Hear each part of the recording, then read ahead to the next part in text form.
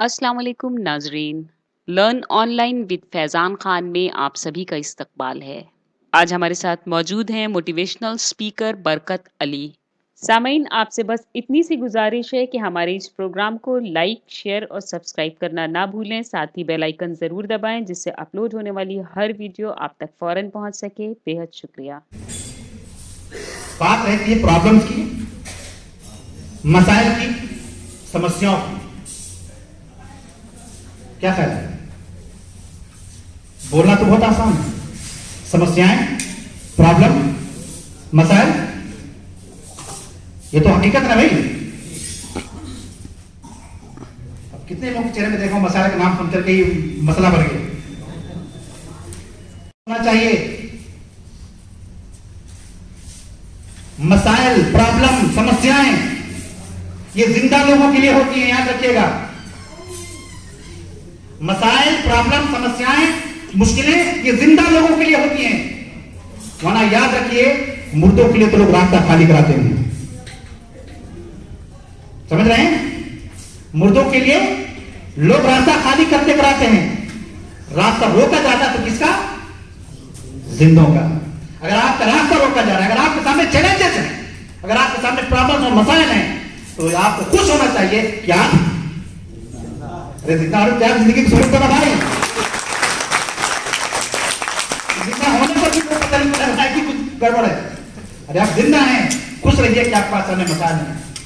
चला जाता हूं हंसता खेलता मौजे हवादिस में। हवादिस कहते हैं समस्याओं को, प्रॉब्लम्स को। चला जाता हूं हंसता खेलता मौजे हवादिस में, अगर आसानियां हो जिंदगी दुश्वार हो जाए।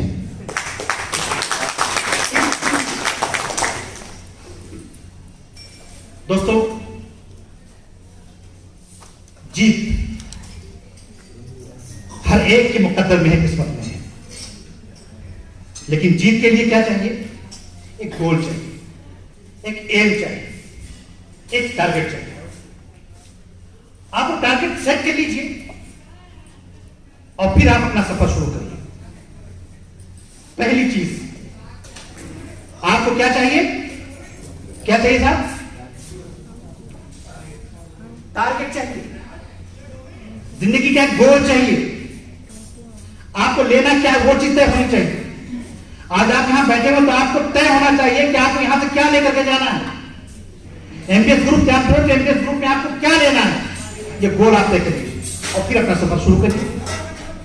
और आप जानते हैं, आप इस संसार में आप देखिए, इतिहास उठा के देखिए, जितने भी टॉप के लोग हैं, हर एक ने अपना गोल सेट किया।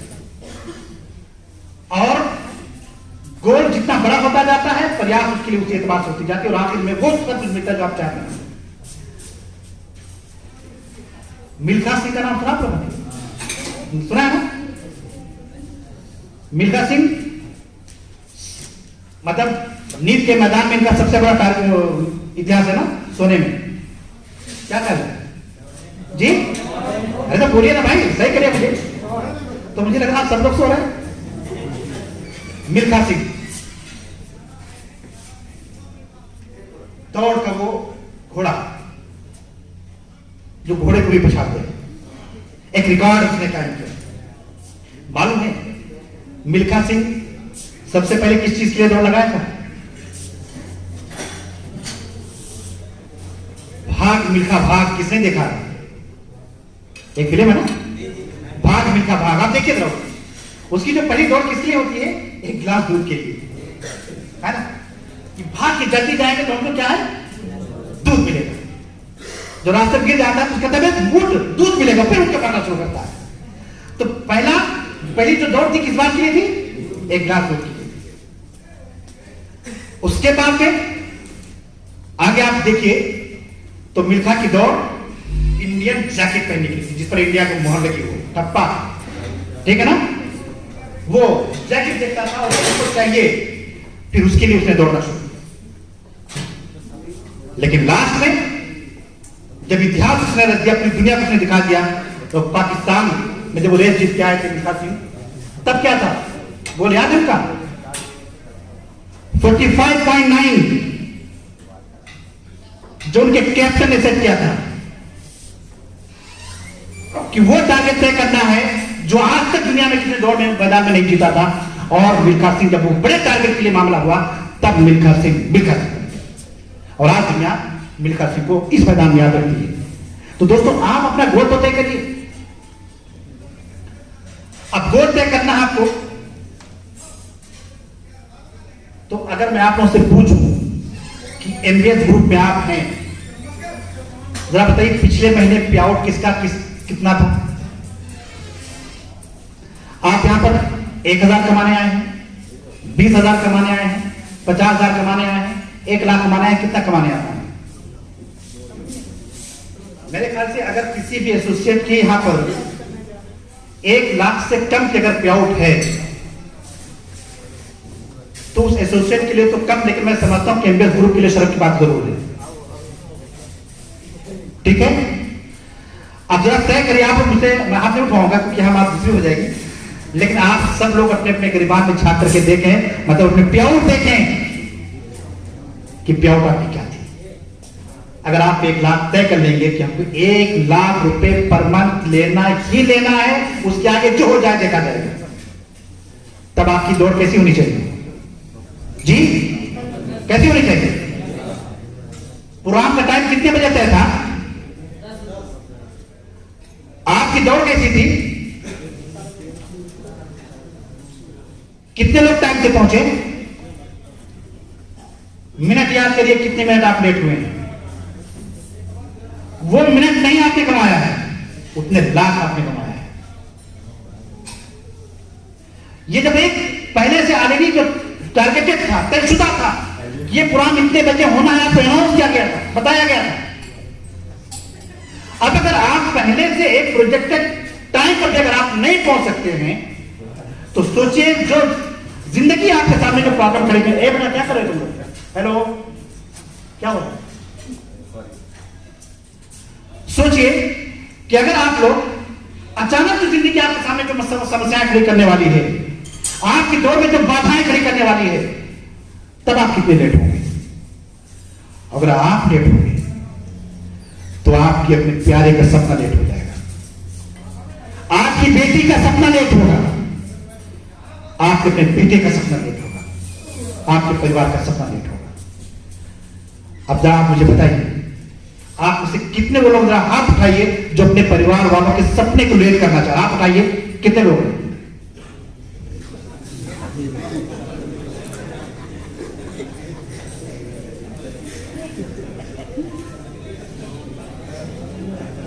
प्लीज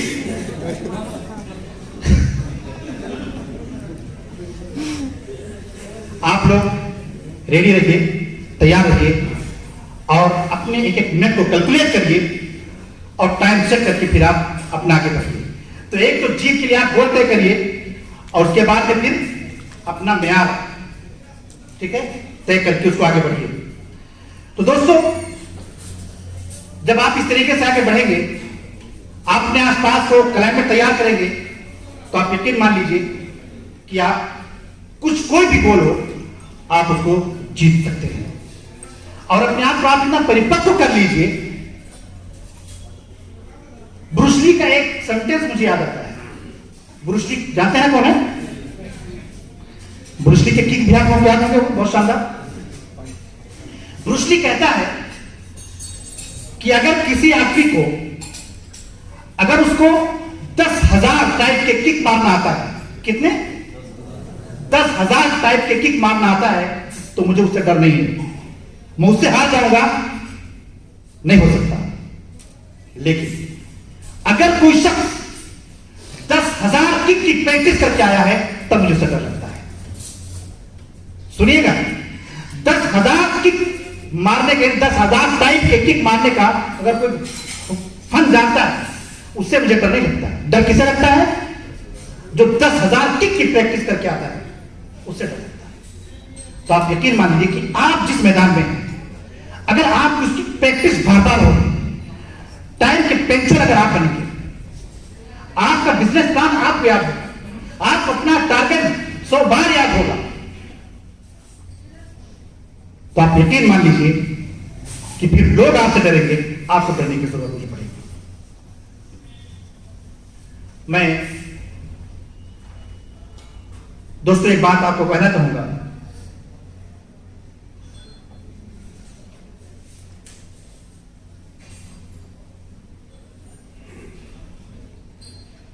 महाराष्ट्र का एक छोटा सा गांव, उस छोटे से गांव की दलित समाज की बेटी, उम्र है मात्र 12 साल। उसके मामा और बाप ने मिलकर उसकी जबरदस्ती शादी कर दी। किस एज में? 12 साल में शादी हो गई। लड़की अपने घर जाती है। घर वाले उसको परिवार का हिस्सा नहीं, एक नौकरानी की तरीके से उसे पेश आते हैं। मारना, पीटना, गाली देना और काम देना। इंसान नहीं, जानवर के जैसे सुनो। 3-4 महीने के बाद उसका बाप मिलने के लिए जाता है तो अपनी बेटी को पहचान नहीं पाता। अपनी बेटी को पहचान नहीं पाता। जटाएं उसकी जुल्फें जटाएं बन चुकी थी, फटे पुराने कपड़े और सूख के कांटा। बाप रो पड़ता है, बेटी की तो हालत है। बाप जबरदस्ती करके फिर उस बेटी को वापस अपने घर लेकर के जाता है। मगर हमारा समाज भी किसी ऐसी बेटी को पसंद नहीं करता जो वापस अपने ससुराल समय के आ गई हो, है ना? मैं का चाहे जैसा। वहां भी उसके साथ ही मामला पेश आया, लेकिन वो लड़की हर एतबार से आगे बढ़ने की कोशिश कर रही है। कोई रास्ता नजर नहीं आ रहा है, न कोई जॉब दे रहा है और समाज उल्टा उल्टी सीधी बातें। यहां तक कि एक दिन वो खटमल मारने वाली जो दवाई आती थी, उसने उसकी 3 शीशियां ली, 3 और अकेले में जाकर के 3 की तीनों एक साथ उसने पी लिया। 3 इसलिए पिया ताकि बचने का कोई चांस ना रह जाए। 3 की तीनों शीशियां उसने हाथ से उतार लिया। थोड़ी देर के बाद जब उसकी हालत बिगड़ी, झाग निकलने लगा, ये उसको पॉइजन हो गया। लोग लेके भागे। चूंकि बाप हवलदार था तो थाने वालों ने भी दिलचस्पी ली कि अगर हवलदार की बेटी मर गई तो डिपार्टमेंट की बदनामी होगी, तो उसको और बड़े हॉस्पिटल में भेजे। बहरहाल बड़ी मुश्किल से उसकी जान बच गई। जान तो बच गई। उस लड़की ने फिर यही कहा, हे ईश्वर, अगर तूने मेरी जान बचा ली इसके बाद, तो अब तो मुझे कुछ करना है। लेकिन अब गांव में रहकर करेगी क्या? वही उपले उठाना, पाथना या मजदूरी करना, वो भी दलित समाज की लड़की का। उसने अपनी मां से परमेश्वर मांगी कि मम्मी मुझे मुंबई जाना है, वहां फैक्ट्रियां होती हैं, हो सकता कुछ काम मिल जाए। मां ने मना किया तो उसने कहा, सुनिए, अब इस बार तो हमने 3 चीज दे दी थी ना, अब की ट्रेन के आगे कूद जाओगी ताकि सवारी न लगे बचने का, या तो भाई तुमको। बड़ा मजबूर होकर के माँ बाप ने भेजा। उनके एक दादा थे, दादा मतलब बड़े भाई को दादा कहते हैं ना, बड़े भाई थे। वो क्या भेजे, वो रेलवे की किसी स्टेशन ब्रिज के नीचे वो पान वगैरह बेचा करते थे। तो लड़की उनके पास पहुंची और ये हुआ कि हमें कुछ करना है। तो उनके पड़ोस में कोई सिंधी फैमिली रहती थी। उस सिंधी फैमिली ने, उनके यहाँ कारखाना था सिलाई का, वहां उसको लेकर गए। पूछा तुम कुछ जानते हो? उसने कहा सिलाई कढ़ाई जानती हूँ। कहा मशीन पर बैठो। अब जब मशीन पर लड़की बैठती तो उसके हाथ पांव कांप जाते हैं, मशीन चली नहीं पाती। वो लोग उसको बहुत डांटते हैं। तो सिंधी कहते हैं कि यार ऐसा है कि चलो लड़की ये नहीं कर सकती, कोई बात नहीं, लेकिन गांव से आई, ये कोई काम दे दो। तो उसको 2 रुपए पर डे, 60 रुपए महीने एक काम मिला कि जो एक्स्ट्रा धागा हो जाता है ना कारखानों में, जब होता है तो जो एक्स्ट्रा धागा आता है, एक्स्ट्रा धागा काटने का उसको काम दे दिया, तुम्हें बैठ के काटो, 2 रुपया पर डे। याद रखिएगा, 2 रुपए पर डे, 60 रुपए महीने। 10-15 दिन जब हुआ तो उसका थोड़ा डर कम हुआ। तो जब लोग लंच पे जाते थे तो लड़की कहती थी कि आखिर मैं जानती हूँ काम, ये मशीन से चलती क्यों नहीं? तो जब लोग काम लंच के लिए चले जाते थे तो वो मशीन पे बैठ जाते थे, प्रैक्टिस करते। जब डर निकला, मशीन चलने लगी। फिर उसने कहा कि भाई मुझे काम आता है और मुझसे फिर से करा लीजिए। तो मैनेजर ने कहा ठीक है, अभी महीना तो तुम ऐसे ही गुजारो, अगले महीने तुम्हें देखते हैं। नेक्स्ट मंथ उस लड़की को मशीन दी गई, वो लड़की काम करने लगी। लड़की कहती कि पहली बार 250 रुपए मुझे मिला। पहली बार मैंने जिंदगी में 100 का नोट देखा था। 2 रुपए पर डे, 100 रुपए पहली बार देखा। फिर काम मेरा न्यू स्टार्ट हुआ आगे चलते चलते आज वो लड़की जिसने 2,000 रुपए से सफर स्टार्ट किया था, आज की डेट में 3,000 करोड़ की कंपनी की मालिकन है। क्या है? 3,000 करोड़ की मालिकन है। उसके गांव के जो रास्ता है, एक ही सिंगल रास्ता था, उसी रास्ते से अस्पताल भी जाना है और उसी रास्ते से मैयत भी जाती थी। लेकिन आज मुंबई में उसकी कंपनी के नाम से 2 रोडें हैं। उस लड़की का नाम विचार पे बता सकते हैं? 2 रुपए से सफर करने वाली वो लड़की आज 3,000 करोड़ की कंपनी की मालिकन है। नाम उसका है कल्पना सरोज। क्या नाम है? कल्पना सरोज। नाम याद रख लीजिए और अभी जाकर के आप यूट्यूब पे सर्च कर लीजिएगा कल्पना सरोज को। एक दलित समाज की बेटी है, एक विल पावर, कुछ कर गुजरने की पावर। वो कह सकती थी मेरी किस्मत खराब है कि मैं दलित परिवार में पैदा हुआ, लेकिन नहीं, उसने किस्मत खुद अपने हाथ से लिखा और वो आप भी लिख सकते हैं। ये जो मैं कुछ चीजें आपको बता रहा हूं ना, मालूम है किस लिए? ताकि किस्मत का रोना छोड़िए, अपनी जिंदगी की राह खुद चुनिए। कल्पना अगर बैठ जाती यहां गांव में ना, तो आज कल्पना के नाम की जो सड़कें वहां पर हैं वो नहीं होती। तो दोस्तों, हम बैठे नहीं, उठे, कमर बांधें और मैदान में उतर जाएं। बस एक चीज आप याद रखिएगा कि हार हो जाती है जब मान लिया जाता है। हार हो जाती है जब मान लिया जाता है। जीत तब होती है जब ठान लिया जाता है। इस्मा जी, आप माने हैं कि ठाने हैं?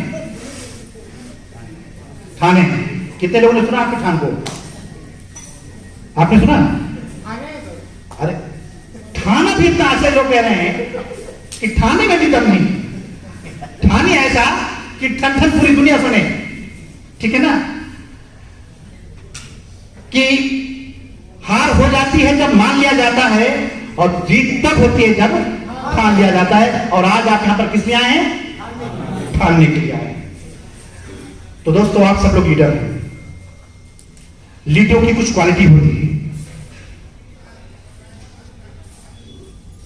मुजम्मिल साहब, आपकी उम्र कितनी है? 67 साल। जब आप 10 साल के थे तब आपके समाज में डॉक्टर मौजूद थे या वैद्य थे? थे कौन लोग? हकीम थे ना। हकीम बहुत पाए जाते थे, वैद्य बहुत पाए जाते थे। ठीक है ना? ये बता रहे हैं कि डॉक्टर कहीं इक्का दुक्का और वैद्य हकीम गली गली। ठीक? और आज डॉक्टर हर जगह। ये कहीं से मामला उलट गया ना। आज वैद्य हकीम नहीं दिखते। क्या वजह है? क्या गवर्नमेंट हमको सब्सिडी नहीं मिलती? क्या गवर्नमेंट के पास उनके लिए बजट नहीं है? क्या आयुर्वेद संस्थान नहीं कायम है? क्या लोग आयुर्वेद की पढ़ाई नहीं कर रहे हैं?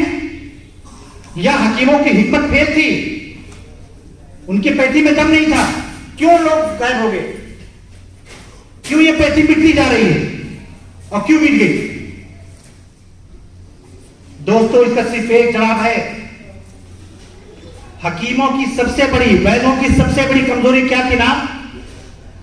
वो बेहतरीन नुस्खा उन्होंने तैयार किया, बेहतरीन नुस्खा तैयार किया, रामबाण दवा तैयार की, लेकिन उसका फार्मूला कैसे दवा बनी, कैसे बनती है, उन्होंने किसी को नहीं बताया। वो राज अपने सीने में रखा और वो सीने में लिए हुए चले गए। नतीजा क्या हुआ? तिब्बे यूनानी, यह वैद्य सिस्टम दम तोड़ता चला गया। लेकिन आज किसी डॉक्टर की क्लिनिक पर चले जाइए, कंपाउंडर जरूर मिलेगा, क्या ख्याल है? और कंपाउंडर क्या कर रहा होता है? बोलिए क्या कर रहा होता है? सीख रहा होता है, डॉक्टर सिखा भी रहा होता है। इंजेक्शन लगाने के खातिर कंपाउंडर के पास नहीं है, किसके पास है? डॉक्टर के पास है। मगर लगाता कौन आपको है? डॉक्टर सिखा रहा होता है। तो जब कोई अपने फन को सिखाता है, जब कोई अपने नीचे किसी को तैयार करता है, तब वो आगे बढ़ता है, उसका फन आगे बढ़ता है, उसकी नस्ल आगे बढ़ती है। और जब कोई अपने फन को छिपाता है, अपनी एबिलिटी को छिपाता है और बताता नहीं है, तो फिर इसका मतलब क्या है कि आगे उसकी मौत है। आप लीडर हैं, आप काम है। आपके नीचे कितने लीडर तैयार हैं? 5 लोगों का नाम मुझे चाहिए। कितना? 5 लोगों का। मैंने कहा था 5 लोग अपने डाउनलाइन खिलाइएगा, तो लोग फर्क नहीं कर पा रहे थे कि कस्टमर लाओ कि लीडर लाओ। एसोसिएट और लीडर में फर्क नहीं। आप मालूम है, अगर आप अकेले लीडर बनने की कोशिश करेंगे तो आप मिट जाएंगे, जैसे हकीम मिटे हैं। आप लीडर नहीं कर सकते। अगर आप लीडर बनना चाहते हैं और चाहते हैं कि लीडरी बाकी रहे, तो आप अपने नीचे लीडर तैयार करें। जो आप जानते हैं उससे ज्यादा नीचे वालों को सिखाने का प्रयास करिए। जितना आप कमा रहे हैं उससे ज्यादा नीचे वालों को आप कमाने का प्रयास करिए। जितना आप सुखी जीवन व्यतीत करना चाह रहे हैं उससे ज्यादा उसके परिवार के बारे में आप सोचना शुरू कर दीजिए। आप इकोनॉमिक आप लीडर भी बन जाएंगे और लीडरी आपकी बाकी भी रहेगी। अगर आपने ऐसा नहीं किया तो बिल्कुल वही हाल होगा कि एक समय आएगा लोग पूछेंगे भाई कुछ लीडर भी हुआ करते थे, जैसे आज मैं पूछ रहा हूं मुजम्मिल साहब से कि हकीम हुआ करते थे कि डॉक्टर, ठीक है ना? तो आप इस पॉलिसी को चेंज करिए, लीडर तैयार करिए। यहां से उठेगा तो आपकी लिस्ट में कम से कम 5 टारगेट होना चाहिए नाम, जो आपके पीछे लीडर तैयार होंगे। सामईन, आपसे बस इतनी गुजारिश है कि हमारे इस प्रोग्राम को लाइक, शेयर और सब्सक्राइब करना ना भूलें। साथ ही बेल आइकन जरूर दबाएं, जिससे अपलोड होने वाली हर नई वीडियो का नोटिफिकेशन आप तक पहुंच सके। बेहद शुक्रिया।